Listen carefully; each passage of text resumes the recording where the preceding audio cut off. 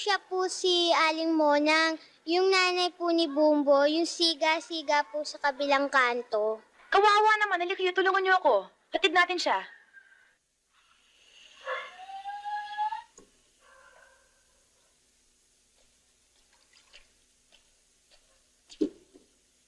Nakakahiya nga sa mga kapitbahay eh. Kaya lang, hindi na mapigilan ang inay sa paglalasing. Ang Kuya Bumbo naman, ayun, tuluyan na naging... Kasi ang mga tao dito naging masama ng tingin sa kanya eh.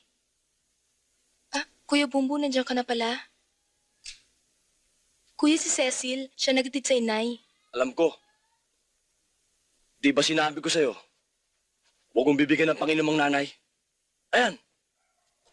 Nakakuha na naman sa bangketa. Eh, mapilit eh. Pag hindi mo inabutan, magwawala, magbubunga nga. Kaysa makipagtalo pa ako, di inabutan ko na. Katulad nga niyan eh. Hinayaan mong pakalat-kalat